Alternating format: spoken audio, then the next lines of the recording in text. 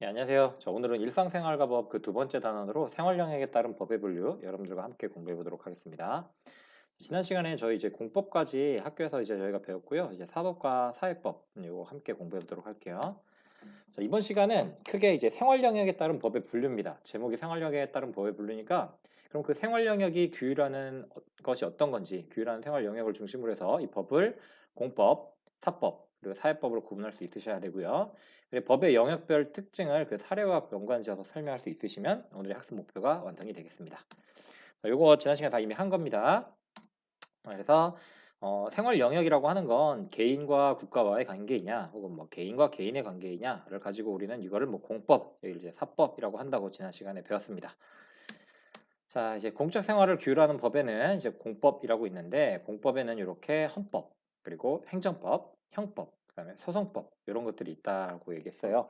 교과서 보시면 저기 절도 혐의로 체포합니다. 나와 있고 두 번째 입영 통지서를 받고 입대했습니다. 그다음에 세 번째 불법 선거운동 하면 안 돼요라고 되어 있는데 자, 먼저 1번, 2번, 3번에 해당하는 것들이 보면 절도, 절도, 그다음에 뭐 저기 강간, 살해 뭐 이런 것들 이런 거는 형법에 해당이 되는 거죠.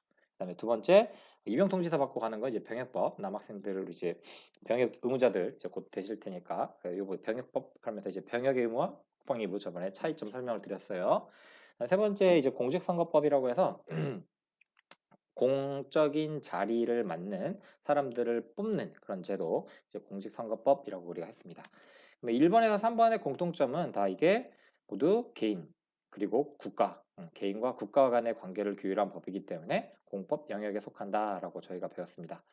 자, 이걸 공법이라고 해서 저희가 배웠고요. 자, 이거 정리를 하고 갈게요. 먼저 생활 영역에 따라서 공법, 사법, 밑에 사회법까지 우리가 구분된다고 했는데 공법은 말 그대로 퍼블릭 로우예요. 그래서 이 퍼블릭, 이 공공에 관련된 법이면 공법인데요. 그럼 공공의 기준이 뭐냐? 공적 생활 영역, 그러니까 개인과 국가 또는 국가기관 간, 즉 국가에다가 동그라미 쳐두시고 국가가 들어가면은 이거는 다 공법이에요. 그러니까 공과 국가라고 하는 게 이제 공적인 권력, 공권력 관계가 이제 들어가는 것이기 때문에 이건 이제 공법이라고 보시면 되고요. 그래서 여기 이렇게 써놨어요. 법적 주체 한 당사자가 국가 또는 공공단체인 경우 그걸 이제 공법이라고 한다라고 배웠습니다. 그래서 이제 헌법이라고 하는 건 뭐냐면 국가 최고법이라고 했죠. 그래서 law of law라고 해서 법 중의 법, 최고법이라고 우리가 배웠습니다. 그래서 헌법, 법률, 명령, 조례, 규칙 같은 그 법의 순서도 배웠는데 그 중에 제일 으뜸이잖아요. 그리고 특히 헌법 같은 경우에는 뭐 입법권은 입법부에 속하고, 그리고 행정권은 행정부에 속하고, 사법권은 사법부에 속한다라고 하면서 국가 기관의 그 역할에 대해서도 명시를 해놨기 때문에 이거는 공법으로 보시면 되겠습니다.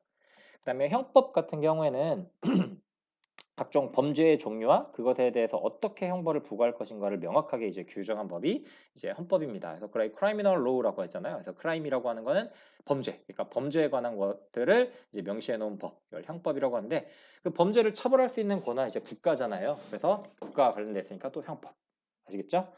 그다음에 이제 행정법 같은 경우는 어떻게 이해를 하시면 되냐면 행정에 관련된 거예요. 행정에 관련된 건데 국가 행정에 관한 거.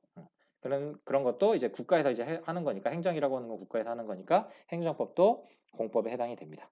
그다음에 각종 소송법이라고 해서 이거 legal procedure law라고 해서 이게 procedure라고 하는 게 이제 절차라는 뜻이잖아요. 그래서 어떤 절차에 대해서 재판이 이루어지는 그 절차를 이제 규정하고 있는 거니까 그 재판의 절차를 규정하고 있는 것도 국가가 하는 거거든요. 그래서 뭐 형사소송법이라든가 민사소송법 아니면 뭐 행정소송법 이런 것들은 다 국가에서 그 절차들을 지정을 해놔요. 그래서 이런 소송법도 공법에 해당이 된다. 국가기관 간의 문제를 다룬 거니까.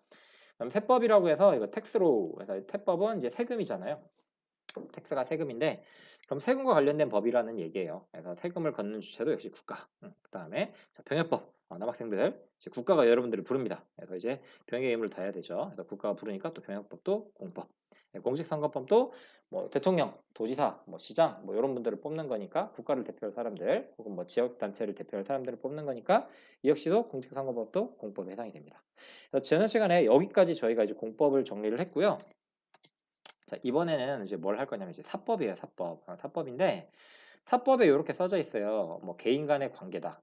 그리고 개인과 집단 간의 관계다라고 되어 있는데 뭐 민법, 상법이 이제 대표적인 사례로 나옵니다. 그럼 이거 한번 봅시다. 자, 일상생활과 함께하는 법을 한번 저희가 찾아보도록 할게요. 자, 딴딴따단. 자, 이은하 씨와 김영호 씨가 결혼식을 올렸습니다. 결혼식을 올렸고, 그리고 5년 뒤에 그 두 사람은 이제 아이가 생기지 않자 입양을이라는 걸 했고요. 그리고 집을 삽니다. 그리고 나중에 유언서를 작성을 해요. 자, 이와 관련된 법이 무엇일까 생각을 해봅시다. 이 사람의 일생과 관련된 법은 뭐 한마디로 표현하면 민법이에요. 그러니까 혼인 신고를 하면 이제 가족관계 등록 등에 관한 법률에 따라 가지고 혼인 신고를 하는 거고요. 뭐 양자 입양 역시 마찬가지고요. 그래서 그다음에 뭐 주택 매매에 관련된 거는 또 민법이죠. 그 개인과 개인 간의 관련을 맺는 거니까. 그래서 요 사법에 해당되는 건데 요게 법의 영역이라고 했을 때는 아까 얘기했던 것처럼 개인 대 개인의 관계냐 아니면 개인 대 국가의 관계냐 아니면 국가 대 국가의 관계냐를 보는 건데 이건 개인 대 개인이잖아요. 자 봅시다. 둘이 사랑해서 결혼을 한 거고요. 그리고 둘 간의 의사의 합치로 아이를 입양을 한 거고요. 그리고 이제 둘 간의 의사의 합치로 이제 집을 이제 구매를 한 거고요. 그다음에 요 유언서를 작성하는 것도 이 개인이 했던 겁니다. 국가가 개입한 부분은 없어요. 그래서 이거는 개인의 영역에 해당이 되기 때문에 이건 사법으로 이제 보시면 되겠습니다. 그러면 자, 요거를 또 정리를 해볼게요. 사법. 자, 사법. 이제 개인 사자에다가 이제 법자예요. 우리가 보통 뭐 입법부, 행정부, 사법부 할 때 그 사법이랑은 달라요. 입법, 행정, 사법 할 때 그 사법은 뭐 이제 맡을 사, 뭐 지킬 사자를 써가지고 법을 지키는 사법부, 뭐 재판부 그런 걸 얘기하는 건데 여기에서 얘기하는 이 사자는 개인 사자입니다. 개인 사자. 즉 개인들의 사적 생활에 관한 영역. 을 규율하는 법, 이걸 사법이라고 하는데 그래서 private law라고 얘기를 하잖아요. 개인 대 개인의 관계, 즉 프라이버시에 관한 것들을 규율한 거, 사법. 이해되시죠? 자, 일단 사적 생활을 규율하는 법인데 그래서 이거는 개인과 개인 사이에 사람과 사람 사이의 그 관계를 맺을 때 관련이 되는 그것을 규율하는 법을 이제 사법이라고 합니다. 그래서 이 법적 주체가 이제 자연인이 될 수도 있고 사법인이 될 수도 있다라고 해서 이제 자연인이라고 하는 것은 내추럴 펄슨, 그래서 이제 우리 같은 사람, 개개인을 보통 얘기를 하는 거고요. 사법인이라고 하는 건 뭐냐면은 이제 법인격체라고 해가지고 뭐 재단법인 아니면 뭐 사학법인 뭐 이런 것들이 등장을 하잖아요. 그래서 이런 것들은 이제 사인인 경우에는 즉 개인 사자예요. 개인인 경우에는 상호간의 대등한 법률 관계를 다루는데 그때 다루는 게 바로 이 사법이라고 하는 겁니다. 우리 중학교 과정에서는 이제 민법과 상법이 대표적이고요. 민법이라고 하는 것은 개인의 가족관계, 그런 사적인 생활 영역 중에서도 뭐 가족관계, 뭐 재산관계, 뭐 이제 결혼관계, 뭐 이런 것들에 관한 것들을 다루면은 이제 민법이라고 보시면 되겠습니다. 주로 이제 개인관계, 재산관계 등을 다루고요. 그다음에 상법이라고 하는 것은요, 이제 커머셜 로우라고 해가지고요, 회사 설립 같은 이제 기업의 활동을 규율하고 그리고 그게 개인 대 상인 혹은 뭐 상인 대 상인 간의 상거래, 그래서 상인도 개인이잖아요. 그래서 개인 대 상인, 상인 대 상인 간의 상거래를 다룬 거를 우리는 상법이라고 하는데요.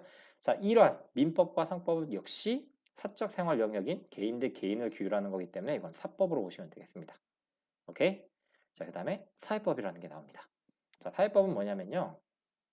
자, 이런 경우에요. 자, 봅시다.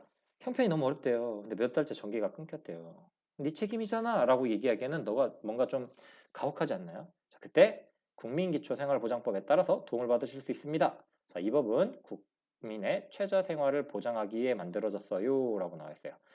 그럼 이 국민기초생활보장법이라고 하는 것은 개인 대 개인이 아닌 것 같죠? 그죠? 그 다음에 뭐 국가 대 개인도 아닌 것 같아요. 근데 자세히 보면 이게 어떤 거냐면 어려움에 처해 있는 국민을 국가가 나서서 도와주는 거예요. 자, 되시죠? 두 번째, 자, 사료상 카메라가 이유도 없이 작동하지 않아요 라고 되어 있어. 그럼 어떻게 해야 돼? AS 받아야지. 그럼 자, 소비자 기본법에 따라 보상받으실 수 있어요. 이 법은 소비자를 보호하기에 만들어졌어요 라고 나와 있어요. 자, 그럼 이 두 법의 공통점 봅시다.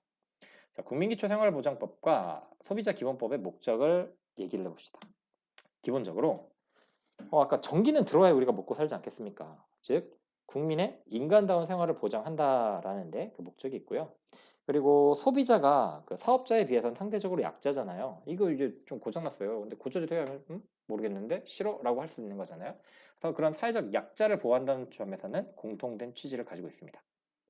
그래서 그 아래에 나타난 법들의 영역을 그림으로 색칠해 보자라고 되어 있는데 자, 요거 이렇게 그림을 그리시면 돼요. 이제 사법이 있고 우리 아까 배운 공법이 있는데 사법은 개인 간의 생활 관계를 규율한 거죠. 사적 생활을 규율하는 법이고 공법은 국가와의 관계 혹은 국가기관 간의 관계를 규율한 법인데 이걸 벤 다이어그램으로 표시하면 여기 이제 가운데 표시되어 있는 요 지점이 교집합되는 요 지점이 이 사적인 영역에다가 국가인 공법이 이제 개입하는 거예요. 그래서 사법과 공법에 겹치는 부분이 바로 이제 사회법이라고 이제 보시면 되겠습니다. 오케이? 자, 그래서 사회법이라고 하는 거는 이렇게 등장을 한 거예요. 그냥 등장한 게 아니고 약자를 보호하기 위해서 국가가 개입하는 겁니다. 자, 한번 보도록 할게요. 이걸로 정리를 해보면 사회법이라고 하는 것은 소셜 로우예요. 그래서 소셜 로우, 사회가 뭔가 좀 관여하는 법이에요.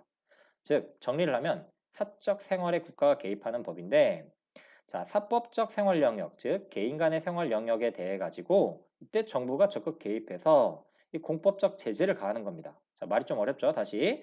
자, 사법이라고 하는 생활 영역에, 그러니까 개인적인 생활 영역에 정부가 공법의 영역으로 적극 개입해 가지고 여기 이 빨간 부분, 그래서 겹치는 이 부분이 바로 이제 사회법이 되겠습니다. 그래서 성격은 보통 이제 사법과 공법이 이렇게 조화를 이룬다. 그래서 사법과 공법의 조화라고 표현을 하기도 하고요. 혹은 사법과 공법의 이제 중간적인 법 영역이라고 해서 사법과 공법의 조화 혹은 사법의 공법화라고 이제 표현을 하기도 한답니다. 그럼 굳이 왜 공법과 사법만 있으면 되는데 이게 왜 등장을 했을까요? 한번 알아봅시다. 자, 등장 배경은 한마디로 표현하면 자본주의의 모순 때문에 등장을 했어요. 자, 생각을 해봅시다. 여러분들이 산업혁명 시대 보면 근데 자본주의가 이제 싹 텄고 지금은 자리를 잡았어요. 근데 그 자본주의가 만능은 아니에요. 분명 모순이 있어요. 폐해도 있고요. 부조리도 있습니다. 그러니까 각종 모순, 폐해, 부조리들인데 예를 들면 그런 거예요. 빈부격차 심해지지 않았나요? 잘 사는 사람은 엄청 잘 사는데 못 사는 사람은 되게 못 살아요. 그리고 못 사는 사람이 게을러서 못 사는 게 아니라 아무리 일을 열심히 한다고 하더라도 상황이 나아질 수가 없는 상황인 경우도 있어요. 그래서 뭐 하나 이제 극단적인 예를 하나 들어보면 내가 이제 알바를 하러 갔어요. 알바를 하러 갔는데 거기 이제 편의점에서 사장님께서 너 알바 시급 1,500원 콜? 이라고 얘기를 해요. 1,500원 지금 최저임금도 안 되는데 좀 1,500원 가지고는 하루 종일 일해봐야 8시간 일하면 8일 8, 8, 5, 40? 저 12,000원밖에 못 버는데요. 근데 짜장면 한 그릇이 7,000원이에요 요새. 짜장면 2그릇 먹으면 끝나요. 저희 가족을 저는 먹여 살려야 돼요. 어떡하나요? 라고 했을 때 너 아니어도 할 사람 많아. 저리 가, 꺼져. 라고 얘기하는 사장이 있을 수 있어요. 되게 극단적인 예를 든 겁니다. 자, 그러면, 이 사람은 이제 그 취업난이 이제 심한 요즘, 그리고 이제 그 일자리를 굉장히 구하기 어려운 시기라고 한다면 분명히 약자입니다. 그래서 그런 약자를 보호하기 위해서는 뭔가 좀 있어야겠다. 그래서 그럼 빈부격차로 인해서 이제 발생하는 그냥 자본주의 시장에 맡겨놨을 때 발생하는 약자들에 대한 이제 보호가 좀 부족하다라고 생각을 해서 이거를 보완하고자 등장한 게 사회법이라고 보시면 됩니다.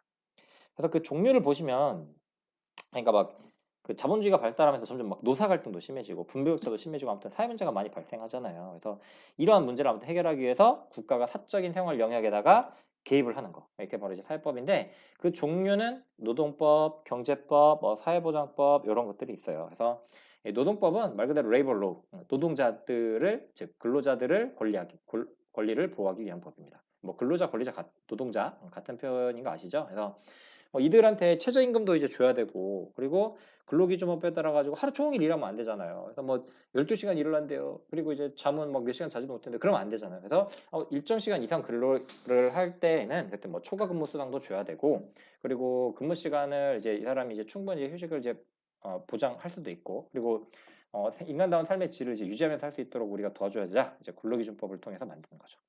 노동조합 및 노동관계조정법에 관한 것도 다 노동법이고요. 최저임금법 아시죠? 그래서 최저임금을 매년 새로 정하잖아요.